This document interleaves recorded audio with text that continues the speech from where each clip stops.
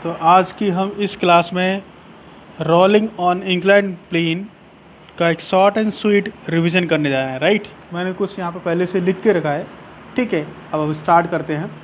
तो देखिए, हम सबसे पहले यहाँ कैलकुलेट करने जा रहे हैं velocity of centre of mass of an object released on rough inclined surface when it is about to reach the ground. ठीक है, एक हमने ऑब्जेक्ट को यहाँ पर रफ इंक्लाइंड प्लेन पर रिलीज़ किया है, जैसे वो ग्राउंड पर पहुँचने वाला है तब उसके सेंटर ऑफ मास की वेलोसिटी क्या होगी वो हम कैलकुलेट करने जा रहे हैं। ठीक है, तो एक्चुअली क्या होता है, देखो जब भी हम रिलीज़ करेंगे तो उसका इनिशियल वेलोसिटी जो है 0 है, लेकिन यहाँ लुढ़कते लुढ़कते पहुँचते ही कुछ वेलोसिटी गेन करेगा। तो हो क्या रहा है यहाँ पे, होने को तो हो रहा है क्या कि यहाँ पे ग्रेविटेशनल पोटेंशियल एनर्जी जो है उसका लॉस हो रहा है और वो कन्वर्ट हो रही है किस में, काइनेटिक एनर्जी में। ठीक है, सो आप ऐसा भी बोल सकते हैं here mechanical energy remain conserved, और उसी की हेल्प से हम लिख रहे हैं यहाँ पे लॉस इन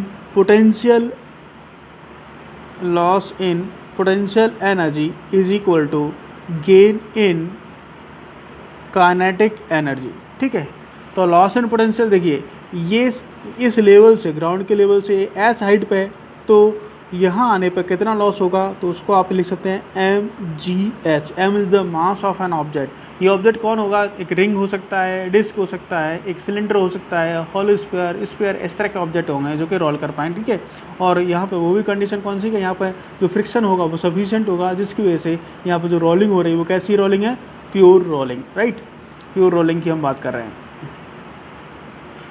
ठीक है, चलिए मैं यहाँ लिख देता हूँ pure rolling on inclined plane.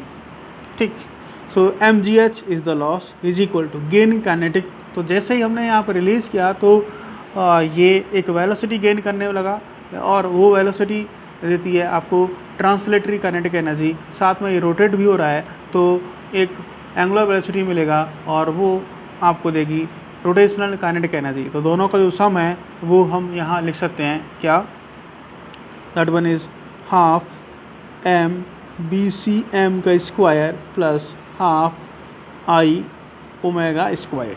Right, हम यहाँ लिख सकते हैं हाफ m BCm का स्क्वायर प्लस, देखिए प्लस हाफ I को हम कॉमन लैंग्वेज में लिख सकते हैं क्या, हर किसी के लिए m k square. m is the mass of an object and k is the radius of gyration, and omega को लिख सकते हैं हम this BCm upon r। So this is BCm का square upon r square. Right, इस तरह से, और दिस इज gh। m दोनों तरफ से कॉमन लिया और कैंसिल कर दिया।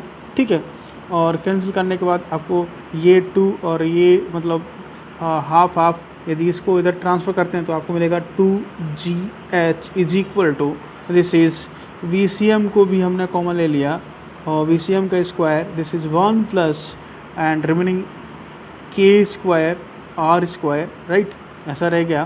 तो अब आप लिख सकते हैं BCm is equal to, adjust करने के बाद क्या, this is 2gh upon 1 plus k square r square. तो ये है वेलोसिटी या स्पीड ऑफ सेंटर मास। ठीक है, यहाँ पे हम कई बार क्वेश्चन जो अराइज होगा वो कंपैरिजन के तौर पर होगा कि हमने एक डिस्क को, एक रिंग को, एक हॉलो स्फीयर, सॉलिड स्फीयर, इस तरह के ऑब्जेक्ट को हमने रिलीज़ किया, तो बताइए कौन पहले किसकी स्पीड हाईएस्ट होगी, किसकी लीस्ट होगी, या उनको अरेंज कीजिए इस असेंडिंग एंड डिसेंडिंग ऑर्डर्स में। राइट, तो देखिए क्या होता है कि उसका पता करने के लिए आप सब चीज़ें कैलकुलेट ना करो, क्योंकि सारी चीज़ें आप कैलकुलेट करेंगे तो थोड़ा टाइम लगेगा, टाइम टेकिंग का हमें ध्यान रखना ही है। तो फिर हम यहाँ से सीधा अंदाज़ा लगा सकते हैं कि कौन बड़ा है। तो देखिए इस पूरे एक्सप्रेशन में ये जो पैरामीटर है वो कांस्टेंट है। राइट, सबके लिए सेम रहेगा 2gh। राइट, सबके लिए सेम है। जो डिफरेंट है वो कौन सा है, ये 1 भी सेम रहेगा, ये वाला part k square upon r square. What is this, देखिए तो देखिए जब भी हम किसी का I लिखते हैं, for example I of ring, तो वो हो गया mr square. This is the movement of inertia of a ring about an axis passing through centre and perpendicular to its plane. Right, so ये वैसे ही अपन लिखें यदि I of disc same axis के लिए, तो वो होगा हाफ mr स्क्वायर। तो जो mr स्क्वायर का जो कोफिशिएंट है ये हाफ, यहाँ पर क्या है 1। ठीक है, तो कोफिशिएंट ऑफ mr स्क्वायर वही क्या होता है, के स्क्वायर अपॉन आर स्क्वायर। ये याद रखने की चीज़ें या समझ लो आप इस चीज़ को। वैसे हम इसको रेडियस ऑफ गायरेशन कैलकुलेट करके फिर दोबारा से लिखेंगे तो आपको वही मिलेगा, ठीक है। मैं शॉर्ट में निपटा रहा हूँ कि आप हमेशा ध्यान रखें, आपको कैलकुलेट करने की ज़रूरत नहीं है रेडियस ऑफ गायरेशन किसी के लिए, या वो याद रखने की भी ज़रूरत नहीं है। जो एम आर स्क्वायर का कोएफिशिएंट होगा वो हमेशा के स्क्वायर अपॉन आर स्क्वायर के बराबर होता है। This is 1 and here this is K square upon R square is equal to 1/2, right, ऐसा है। तो आप सीधे इस फैक्टर के ये जो चीज़ है, जो पैरामीटर है V C M is inversely proportional to the, अब इसको रूट लगा हुआ है लेकिन हम देख रहे हैं हमें तो बस कंपैरिजन करना है, राइट। सो अपन ऐसा बोल सकते हैं this is K square by R square, इसके इन्वर्सली प्रोपोर्शनल रहता है, ठीक है। तो ऐसा है मोटे तौर पे। तो इस तरह से आप कंपैरिजन कर सकते हैं डायरेक्टली, ठीक है। आपको हर किसी की वैल्यू कैलकुलेट करने की ज़रूरत नहीं है, ठीक है। So this is the way to calculate velocity of centre of mass and the questions related to the velocity of centre of mass of an object when it is about to reach the ground.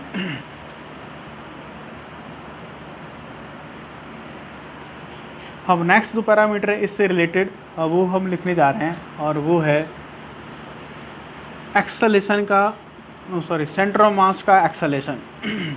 तो second part जो है acceleration of centre of mass, right.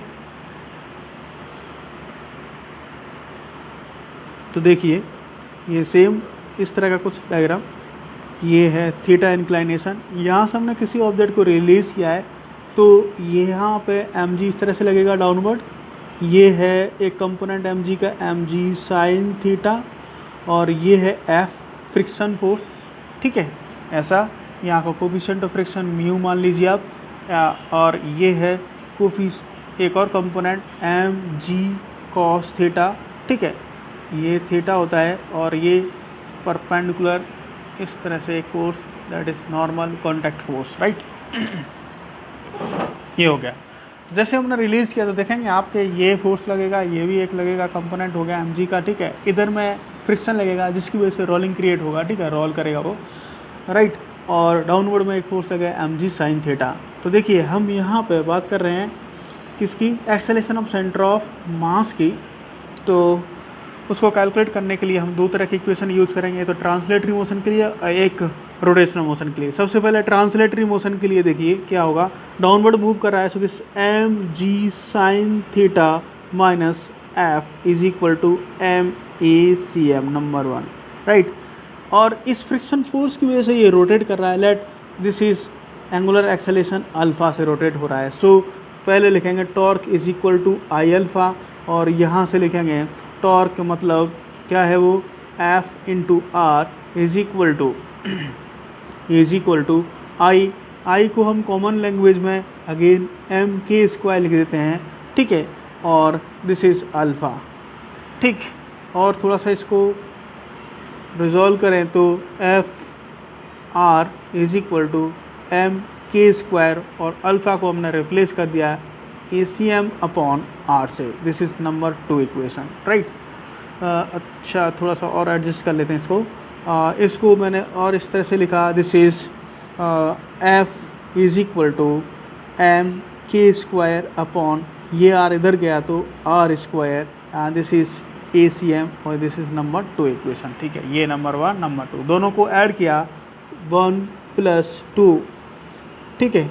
तो आपको मिलेगा 1 + 2 करने के बाद F से एफ कैंसिल हो जाएगा। This is M G sine theta is equal to, this is right hand side को ऐड करो, M A C M plus M K square by R square A C M, right.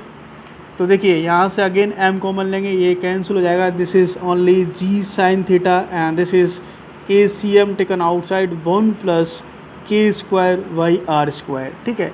तो ए C M की value फिर से आपको मिली क्या, this is G sine theta upon 1 + के स्क्वायर बाई आर स्क्वायर, ठीक है। तो ये हुआ acceleration of centre of mass of an object rolling on, which is performing pure rolling on an inclined rough surface, right, ठीक है। तो ये है। अगेन यहाँ पे भी कुछ कंपेरिजन किया जा सकता है कि एक्सेलेरेशन ऑफ सेंटर ऑफ मास किस ऑब्जेक्ट के लिए, कई सारे ऑब्जेक्ट रिलीज किए हैं, किसका हाईएस्ट होगा, लोएस्ट होगा, कंपेयर कर सकते हैं आप असेंडिंग डिसेंडिंग ऑर्डर्स। तो सेम पैरामीटर्स आप देख रहे हैं कि देखिए ये जो जी साइन थीटा है वो सबके लिए कॉमन है यदि इंक्लाइनेशन सेम बोला है तो, ठीक है। तो फिर again when theta remains constant same at that time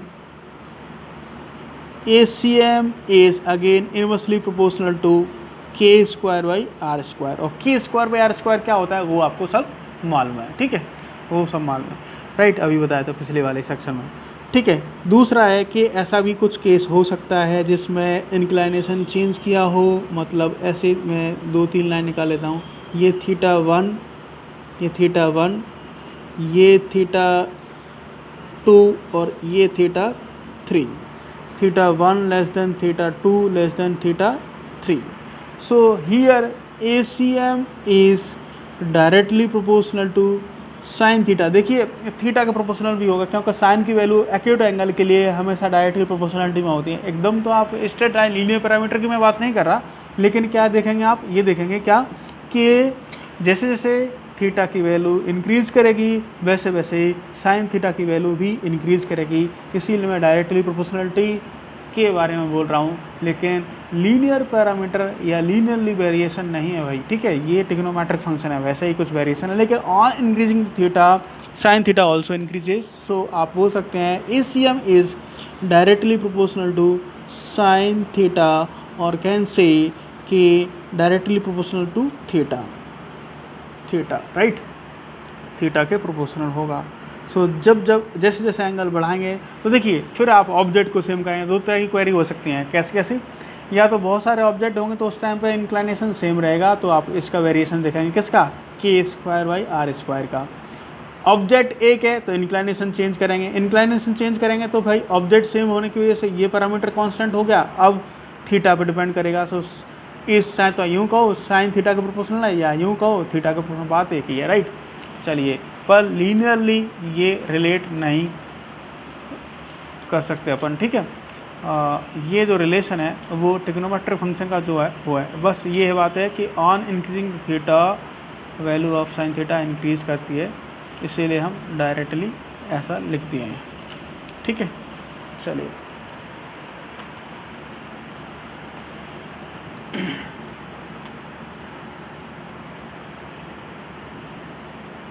देखिए तो ये हो गया दूसरा पैरामीटर। तीसरा जो पैरामीटर है वो है क्या, वो है time. So third one is time taken to reach the ground. एक ऑब्जेक्ट को इंक्लाइन प्लेन पर रिलीज़ किया है, रिलीज़ करने के बाद वो मूव करते हुए नीचे पहुंचा तो उसको ग्राउंड पर पहुंचने में कितना टाइम लगा, ठीक है, ये चीज़। तो देखिए ये थीटा यहाँ से हमने रिलीज़ किया, अच्छा ये पूरा टॉप से रिलीज़ कर रहे हैं, ये h हाइट है, ये मैं चलिए थोड़ा सा यहाँ पे डायग्राम डिस्मोस हो रहा है, ये यहाँ तक L लेंथ है, ठीक है, हमने रिलीज़ कर दिया। तो देखिए जैसे ही रिलीज़ किया ये ACM की हेल्प से इधर मूव करता हुआ ACM सेंटर ऑफ मास का जो भी एक्सेलरेशन है से एक्सेलेरेट करता हुआ नीचे पहुँचेगा। तो मैं लिख सकता हूँ S बराबर ut plus half AT square, जहाँ पर ये वाला पार्ट 0, और यहाँ से लिख सकते हैं L is equal to half g sine theta upon 1 plus k square by R square, ये ACM, ठीक, t स्क्वायर, ठीक है। और this is also written as, क्या लिख सकते हैं अपन इसको लिख सकते हैं this h upon sine theta. देखिए यहाँ पे ये जो राइट एंगल ट्रायंगल है जिसमें लिखेंगे आप क्या, sine theta is equal to h by L, और क्या L is equal to h upon sine theta, ये चीज़ मैंने यूज़ कर ली, ठीक है। ये देखिए half g sine theta upon 1 plus K square by R square, K square by R square T square. ठीक है, ये हो गया। अब देखिए t इज इक्वल टू, तो मैं सारे पैरामीटर इधर लेके आऊँगा, तो देखिए ये साइन स्क्वायर हो जाएगा और ये 2 पर मल्टीप्लाई हो जाएगा। ठीक है, so this is 2h upon G, ये G sine square theta right into 1 plus K square R square. ठीक है, and this is the root. इसको और सिंप्लीफाई करने के बाद t is equal to 1 upon sine theta and this is root over 2h upon G और this is 1 plus K square by R square. ठीक है, अब यहाँ पर देख रहे हैं कुछ पैरामीटर, ये किसी डिफरेंट बॉडीज़ के नंबर ऑफ बॉडीज़ के लिए 2h अपॉन जी क्या रहेगा, हमेशा कांस्टेंट रहेगा, साइन थीटा भी कांस्टेंट रहेगा। ठीक है, so here T is proportionality, मतलब जैसे जैसे इसकी वैल्यू बढ़ेगी, इस फैक्टर की वैल्यू बढ़ेगी, वैसे वैसे टी की वैल्यू बढ़ेगी। ठीक है, तो इस तरह से एक डायरेक्टली प्रोपोर्शनलिटी का एक रिलेशन बन रहा है यहाँ पे कि डायरेक्टली प्रोपोर्शनल होगा टी किसके, के स्क्वायर बाई आर स्क्वायर के मेरे हिसाब से। ठीक है, ऐसा है, लीनियर रिलेशन नहीं है, मैं बार बार बोल रहा हूँ। लीनियर जो रिलेशन होता है वो अलग चीज़ है। डायरेक्टली प्रोपोर्शनलिटी में एक्चुअल में जो फंडामेंटल यही कहता है कि लीनियर, यदि मैं डायरेक्टली प्रोपोर्शनल बोल रहा हूँ उसका मतलब लीनियर हो गया। लेकिन यहाँ लीनियर नहीं, हम बात कर रहे हैं on increasing the value increase करेगी, on decreasing the value of K square by R square T की वैल्यू डिक्रीज करेगी, उसको हम प्रोपोर्शनलिटी बोल रहे हैं बस। ठीक है, पर लीनियर रिलेशनशिप नहीं है। ठीक है, चलिए देखते हैं। तो एक तो बात आती है कि यदि कंपेरिजन करना है आप, तो मोटे तौर पर एक तो देख सकते हैं t is proportional to this K square by R square, इसकी वैल्यू कंपेयर करेंगे आप। यदि इसके वेरिएशन दे रखे हैं तो डायरेक्टली आप कुछ कैलकुलेट नहीं करना है, पूरा है इसमें बता देना है। ठीक है, एक चीज़। दूसरा चीज़ है कि वहाँ पर इंक्लिनेशन चेंज होता है तो t is inversely proportional to sine of theta या थीटा, ऐसा बोल सकते हैं। ठीक है, क्योंकि एक्यूट एंगल है, जैसे जैसे वेरिएशन थीटा का होगा वैसे वैसे साइन थीटा का होगा। ठीक है, चलिए, तो ये तो रही बात टाइम की। ठीक।